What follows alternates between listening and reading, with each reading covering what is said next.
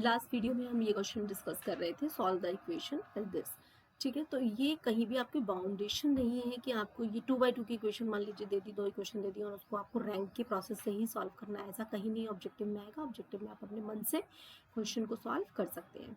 तो the given equations can be written as a into x is equal to b. ये हम इसको लिख सकते हैं, जहाँ पर a आपकी ये मैट्रिक्स होगी, b आपकी ये मैट्रिक्स है और x आपकी ये मैट्रिक्स है। ठीक है, ऑगमेंटेड a लिखने का तरीका मैं पीछे बता चुकी हूँ और ये सिंपल बेसिक ऑपरेशंस आप करेंगे। सिंपल बेसिक ऑपरेशन करने के बाद जैसे R3 माइनस के 2R1 R2 में R2 माइनस के R1, और मैंने बताया था ये सारे ऑपरेशंस आपको रो ऑपरेशंस ही यूज़ करने हैं, कॉलम ऑपरेशंस नहीं करने हैं ऑगमेंटेड के लिए। ठीक है, तो यहाँ पर देखिए लास्ट में फाइनल मैट्रिक्स आई है हमारी 1 1 1 6 0 1 0 2 0 0 3 9 और रो ए, रैंक ऑफ ए और रैंक ऑफ ऑगमेंटेड ए दोनों की इक्वल आई है। ये है आपकी 3 नंबर ऑफ वेरिएबल्स के इक्वल आ रही है।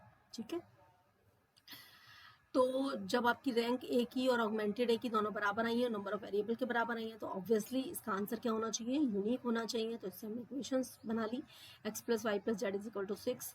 ठीक है, तो इसको तीनों इक्वेशंस को हमने सॉल्व कर लिया और हमारे x y z की वैल्यूज आ गई हैं। ये मैंने आपको PDF भेजा हुआ है, उसमें से आप पढ़ लीजिएगा। इसके बाद नेक्स्ट क्वेश्चन है आपका सॉल्व द फॉलोइंग इक्वेशन। ये देखिए 4/4 इक्वेशंस हैं आपकी, 4 ही इसमें वेरिएबल हैं। ठीक है, तो इसके लिए भी हम क्या लिखेंगे, a into x is equal to b। इस तरह से हमने मैट्रिक्स को डिजाइन कर लिया, इसमें से हमने ऑगमेंटेड a निकाल लिया, हमने सिंपल बेसिक ऑपरेशंस लगाए। सिंपल बेसिक ऑपरेशन लगाने के बाद हमारी ये इक्वेशंस फाइनली आ गई है, ये आ गई। ठीक है, इसकी भी रैंक आप जब कैलकुलेट करेंगे तो ए की रैंक और ऑगमेंटेड ए की रैंक जो है 4 आ रही है, नंबर ऑफ वेरिएबल्स के इक्वल आ रही है। तो इसका सॉल्यूशन भी आपका यूनिक होगा। इन इक्वेशंस को सॉल्व करने के बाद भी आपका यू भी एक्स वाई जेड टी की वैल्यू आ रही है, दैट इज योर आंसर। अच्छा, ऑब्जेक्टिव के लिए एक और मैं आपको ट्रिक बताती हूँ कि इक्वेशंस मान लीजिए आपको पूरी सारी सॉल्व नहीं करनी है, टाइम नहीं है, तो आपके यहाँ जो आंसर दिया हुआ है एक्स वाई जेड की वैल्यूज जो दे रखी है, वो इक्वेशन वैल्यूज जो है चारों ऑप्शंस की, आप हर उसमें चारों जो इक्वेशन है, मान लीजिए 3 इक्वेशन, सपोज ये क्वेश्चन है, solve the following system of equation, this one है। तो इसके लिए नीचे सॉल्यूशन ऑब्वियसली दे रखा होगा, एक्स वाई जेड की तीनों वैल्यूज दे रखी होंगी। तो आप क्या करेंगे, एक सेट जो है इक्वेशन 1 2 3 तीनों में आप इसको पुट कर देख लीजिएगा। ये ध्यान रखिएगा कि जो भी सेट ऑफ सॉल्यूशन है वो इसको सेटिस्फाई करना चाहिए। लेकिन ये आपकी ट्रिक कब काम करेगी, ये ट्रिक केवल तभी काम करेगी जब इस इक्वेशन का आपका यूनिक सॉल्यूशन मिल रहा होगा, केवल उसी केस में काम करेगी। ठीक है, तो ये थोड़ा सा अगर जल्दी देखना चाहे, अगर कोई सेटिस्फाई नहीं हो रही है इक्वेशन, तो हो सकता है इसका कोई यूनिक सॉल्यूशन नहीं हो। ठीक है, तो ये हिट एंड ट्राई क्वेश्चन होते हैं आपके, हिट एंड ट्राई में आप डालेंगे। तो इसके लिए भी हमने ऑगमेंटेड ए लिखी, देखिए इससे भी हमने सॉल्यूशन निकाला। ये ऑगमेंटेड ए की रैंक निकाली, ऑगमेंटेड ए की रैंक निकाली और ये इक्वेशन हमने सॉल्व कर ली और इसका सॉल्यूशन भी आपका यूनिक आ रहा है। इसके बाद नेक्स्ट क्वेश्चन है आपका सॉल्व द इक्वेशंस। ये एक इक्वेशन दे रखी है, इसके लिए ऑगमेंटेड ए लिखी मैंने, रैंक ए की ऑगमेंटेड ए की नंबर ऑफ वेरिएबल के बराबर है, तो ऑब्वियसली इसका भी फिर यूनिक सॉल्यूशन होगा। Solve the completely the following system of equation. ठीक है, तो इसके लिए भी अब ये थोड़ा सा ठीक क्वेश्चन एक अलग आया। ये इक्वेशन देखिए ध्यान से, किस टाइप की क्वेश्चन मिल रही है आपकी, इक्वेशन है ये आपकी 2w plus 3x minus k y minus z is equal to 0।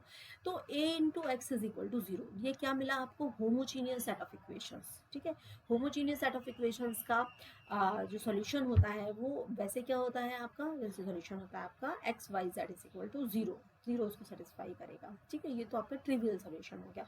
Non trivial solution के लिए क्या होता है आपका, ए की रैंक ऑगमेंटेड ए की रैंक। आप मुझे कमेंट करके बताइएगा कि नंबर ऑफ वेरिएबल से कम होनी चाहिए, ज़्यादा होनी चाहिए या इसके इक्वल होनी चाहिए। अगर मुझे इसका जो है एक आपका इंडिपेंडेंट सॉल्यूशन चाहिए तो। ठीक है, तो ये क्वेश्चन आया आपका, ए की रैंक इसमें देखिए 2 आई है, ऑगमेंटेड ए की 2 आई है, नंबर ऑफ वेरिएबल जो है 4 आए हैं। तो ये ए की रैंक ऑगमेंटेड ए 4 थी, नंबर ऑफ वेरिएबल से कम है। तो इक्वेशन के जो है वो आपके सॉल्यूशन जो है वो कंसिस्टेंट है या नॉन कंसिस्टेंट है, ये आप बताएंगे मुझे। इसके बाद सॉल्यूशंस इनफाइनाइट सॉल्यूशन मिल रहे हैं या किस तरह के सॉल्यूशंस मिल रहे हैं। सच सॉल्यूशन, जैसे यहाँ पर देखिए, यहाँ पर सॉल्यूशन कैसा मिल रहा है आपको, hence the equations are consistent and have an infinite solution. Such solution can be obtained on given arbitrary value of two variable and equivalent system of equation. इसके बाद हम इसको इक्विवेलेंट सिस्टम ऑफ इक्वेशन में solve की। अब यहाँ पर देखिए हम इतना क्यों कह रहे हैं कि दो हमारे इंडिपेंडेंट मिल रहे हैं, दो हमारे डिपेंडेंट मिल रहे हैं। यहाँ पे देखिए दो इक्वेशन है और वेरिएबल कितने मिल रहे हैं, 4, डब्ल्यू एक्स वाई जेड, ठीक है, 4 वेरिएबल हैं और ये दो इक्वेशन, इक्वेशन 1 और 2 है। तो इसमें से दो आपकी क्या होंगे, इंडिपेंडेंट होंगे ऑब्वियसली, दो इंडिपेंडेंट और दो डिपेंडेंट। तो मैंने यहाँ पर क्या सपोज कर लिया कि z की वैल्यू क्या सपोज कर ली, k1 सपोज कर ली, और y की वैल्यू क्या मैंने सपोज कर ली, k2 सपोज कर ली। अच्छा, ये हम अपने मन से सपोज कर सकते हैं या कुछ ट्रिक है? नहीं, बिल्कुल ये आप अपने मन से सपोज कर सकते हैं। आपको जो अच्छा लग रहा है, आपको जो सॉल्व करने में ईजी लग रहा है। जैसे यहाँ नीचे वाली इक्वेशन में देखिए, इक्वेशन नंबर 2 में अगर मैं x की वैल्यू क्या सपोज करती हूँ, k1 सपोज कर लेती हूँ, तो z की वैल्यू कितनी आ जाएगी, 3k1 आ जाएगी, ठीक है। लेकिन ये हमारा एक माइंडसेट रहता है कि जैसे x y z में, तो y की वैल्यू हम क्या करते हैं, इस तरह से कैलकुलेट करते हैं, ठीक है, और x की वैल्यू क्या हम सपोज कर लेते हैं, इंडिपेंडेंट।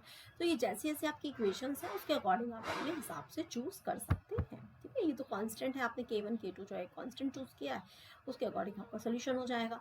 तो ये x की वैल्यू कभी भी आपसे सॉल्यूशन इस तरह से नहीं पूछेगा कि इसके x y z की यहाँ k1 k2 करके उसने इक्वेशन जैसे यहाँ मैंने लिखी हुई है कि इस तरह का इसका सॉल्यूशन सेट आया, नहीं। आपसे पूछेंगे क्वेश्चन में कंसिस्टेंट है, नॉन कंसिस्टेंट है, एग्जिस्ट करते हैं, नहीं करते हैं, इनफाइनाइट सॉल्यूशन है या फाइनाइट सॉल्यूशन आ रहे हैं, ट्रिवियल सॉल्यूशन आ रहा है, तो क्वेश्चन आपका इस टाइप से पूछा जाएगा कभी भी, ठीक है। ये आपका लॉन्ग क्वेश्चन था। Solve the following system of equation. अब आप ये देखिए, अब ये सेट देखने में आपको ऐसा लग रहा है कि जैसे ये होमोजीनियस सेट ऑफ इक्वेशंस है, लेकिन यहाँ बहुत ध्यान से देखिए, इस साइड में +1 +4 +3 इस साइड में लेफ्ट साइड में लिखे हुए हैं, ठीक है। तो ऑब्वियसली उसको हम किस साइड में ले जाएंगे, राइट साइड में ले जाएंगे। जब राइट साइड में ले जाएंगे तो वो आपकी a × x = b टाइप की इक्वेशन मिल जाएगी, ठीक है, नॉन होमोजीनियस इक्वेशंस बनेंगी। और ये हमने जो है फिर इसको ऑगमेंटेड ए निकाला, फिर से हमने इसकी रैंक निकाली, रैंक ए की 2 है और रैंक ऑगमेंटेड ए की कितनी आई है, 3 आई है, जो है, हाँ, ठीक है। तो उस केस में क्या होगा, ये आपका सोल्यूशन क्या आएगा, इनकंसिस्टेंट आएगा एंड हैव नो सोल्यूशन, ठीक। चलिए नेक्स्ट क्वेश्चन हम नेक्स्ट वीडियो में बताते हैं।